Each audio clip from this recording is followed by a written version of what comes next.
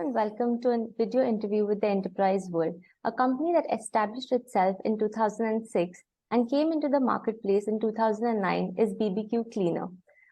It started offering its world-class cleaning business opportunity and helped its first customer start their own grill cleaning business. Today, a decade later, it has over 270 grill cleaners all across the country and who have the BBQ Cleaner to thank for their success. In this exclusive video interview with Jeffrey Krentzman, the owner of the company, please let us know more about the company's journey. Welcome, Jeffrey. Hi, thank you. Thank you for having me. Yes, our pleasure. So I'd really like to know more about your company. Please give us a brief about your company and also enlighten us about your mission and vision. Sure, yeah. I mean, the background, we've had a ton of success, as you mentioned in the intro there. We have over 270 locations across the U.S. and Canada of people that run their own grill cleaning business, really given the tools and the knowledge and the power from us to do so. We give them everything they need, from the tangible things like the equipment, but also the back-end stuff as well, things such as the marketing materials, ongoing support, really everything they need they get from us. So we've had a lot of success. In terms of the mission is certainly always the same: keep growing the company, keep expanding to more locations, but while doing so, making sure that we always keep the emphasis on making sure that our locations that are out there at the current point are all doing successful. And so we love to hear their success stories. So that's the mission. Keep it going. Yes, fantastic. So as we mentioned, there are 270 cleaners. So that's like a huge accomplishment, but with accomplishments comes challenges. So I'd really like to know, what were the challenges that you faced in your initial years and how did you cope up with them? Yeah, I mean, the challenges in the beginning, they certainly were there. It's a good question. It's a hard question. They were there. Long time. Yeah, a long time ago, but they were there. You know what I think? I think probably the biggest challenge was educating that this sort of service or this kind of business existed, right? I mean, we kind of went head on into a market that didn't have a real establishment of people doing the service of grill cleaning. So we had to educate people. It wasn't like carpet cleaning or snow removal or landscaping that there are companies out there that do that. We had to kind of fight head on to get the message out that this sort of service was out there, and wherever you put this service, in the U.S., wherever you're located, it's going to be successful. Okay, great. I'd really like to know more about your exclusive products and services, and also how do you incorporate technology in all of your offerings? Yeah, so our products are unique. We're the only people in the United States that have access to the Avenue system, which is what we use. Avenue was founded in 1994. It's actually out of the United Kingdom. It has since expanded to over 11 countries and 3 continents. So that's the kind of method that we use. It's been proven to work everywhere it's gone.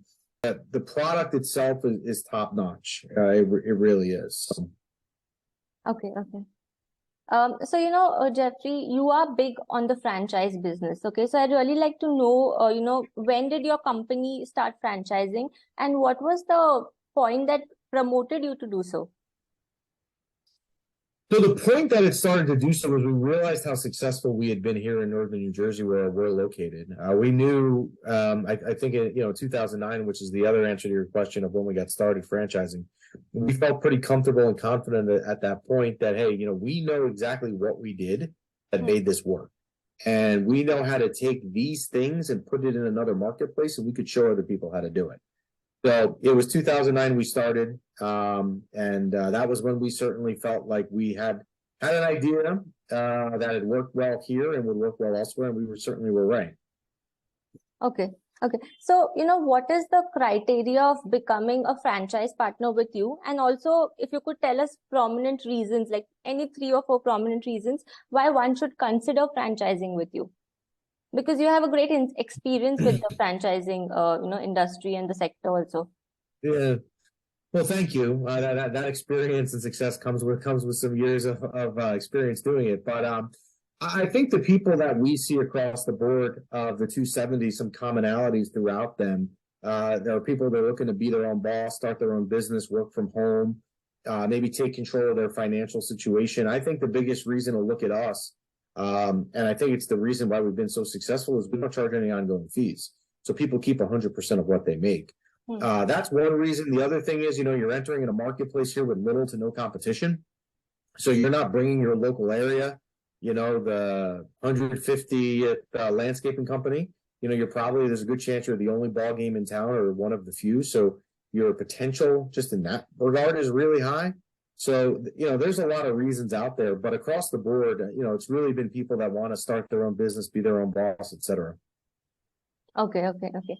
So, according to you, how has the franchise leadership changed over the years, and how does your services, change with the franchising sector, like comply to the franchising sector? Yeah, I think the franchising sector as a whole has changed a bunch since I've been doing this. And I think the biggest reason is the economy, right? So right now, I think it's a wonderful time to franchise. And some people look at that and they say, well, why? The economy is what it is. You don't want to be working for someone else right now. You could be laid off on any given Friday. So, you take this business, you're really targeting people with a high household income, so they're going to spend the money. The economy hasn't hit them, as hard as maybe others. And you're in control, right? And I think that's kind of what you want. But I think we've seen some changes while there's been some economic shifts in the years we've done this. But we've been really fortunate. Not only have we kind of been out the storm fine, our locations are all doing well. We've had record years here in the last couple of years with all this stuff going on.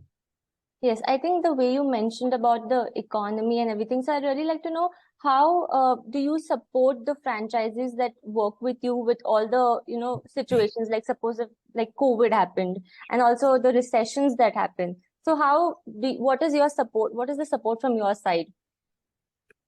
Yeah, so we give all the ongoing support that someone needs. So whatever support they need, we're here.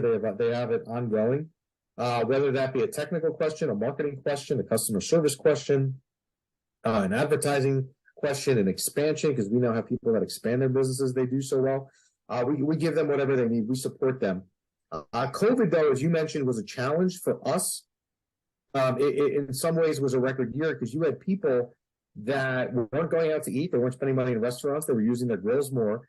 And our fleet of operators nationwide were not going in homes, right? They were all in backyards. So we saw some record growth in 2020, which I always feel a little uncomfortable talking about because I know COVID certainly had its disadvantages for everyone. But for this business itself, we certainly came out of it really strong. Fantastic. So what do you think will be the franchise, industry? Where do you think the franchise industry will be heading in the next few years? I think the franchise industry as a whole is going to head for unprecedented growth. I really do. I think what we're seeing right now is people out there and they don't want to work for anyone else. I think they've also seen with some of the changes from COVID, working from home and whatnot, that you can be doing other things at the same time. So we have people that start this part-time on the side and grow it into full-time. I think franchising as a whole is only going to get bigger and only going to get better. And I think the economy right now is part of the reason why. Yeah, so it's more like it's going to thrive rather than just sustain. Absolutely. Yep. Yeah, great. So, we've had a lot of franchising questions and, we'll shift to more about you now. So I'd really like to know what are your responsibilities in the company, and also if you would share some accomplishments that you've achieved in your professional journey. Yeah, so my responsibility is I oversee everything. I oversee the sales of new locations, providing them the ongoing support we talked about before, making sure, inventory, we ship them stuff all the time. I really have my hands in everything, which is good. I like it. I'm not the type of person that wants to just be sitting around all day. In terms of accomplishments, I think really the main accomplishment is how we've grown this, right? We've grown this to over 270 locations. And then on top of it, as I said before, it's those 270 locations, the sort of success stories that they have as well, that kind of speak. I think I'm very proud of how well these people are doing around the countries and how this business has really set them up for life. Excellent. So, like you mentioned about your company, so how do you look after your employees also? Like what makes the team unique for such a great success story and for such great, accomplishments to happen? What makes your team unique, and How do you treat your employees? Yeah, you're only as good as as how you treat people. I mean, I think that is certainly a mindset I use every day, both professionally and personally. And I think you have to treat people well. You're not really going to go really far. So we're big on kind of listening to our operators and what they need, what they're looking for, and making sure we do everything we can in our power to get them what they need. I think it's a challenge in the sense that there's no two people that need the exact same thing. Everyone's different, everyone's unique. But I think if you kind of hone in and give people the time of day and kind of listen, an old saying that I like when I was starting out, someone taught me is, you have 2 ears for a reason, right? To listen. It's double important. So, if you listen and kind of understand what the client needs and whatnot, I think that's a huge thing that can be very successful here. Yes, I think when you start becoming more considerate, you can come together. I would agree with you. Yes. So, this brings me to the last question. What is that one piece of advice that you would like to share with aspiring entrepreneurs entering this industry, or just in general? Yeah, I think the best piece of advice I could give is to do your due diligence, right? Whatever you're looking to do your due diligence. The internet is a wealth of information. Nowadays, you can get so much information on a company without even leaving your room. So do your due diligence, talk to talk to people around the country that are doing what they're doing. Are they successful? What do they have to say about the parent company? You can get a lot of answers by just doing simple research. And also, I think you can also get more comfortable with whatever decision you're going to make if you do the research. If you kind of feel more comfortable that whatever decision you're going to make, you're making the right one. Yeah, I think you can learn anything absolutely for free today. Yes, absolutely. You're 100% right. Yes. So thank you, Jeff. That was lovely talking to you. This conversation was amazing. And I wish you all the best for your future. Well, thank you. And thank you guys for having me. I appreciate it. Yes. Thank you. Thank you for your time. Take care. Bye. Bye-bye.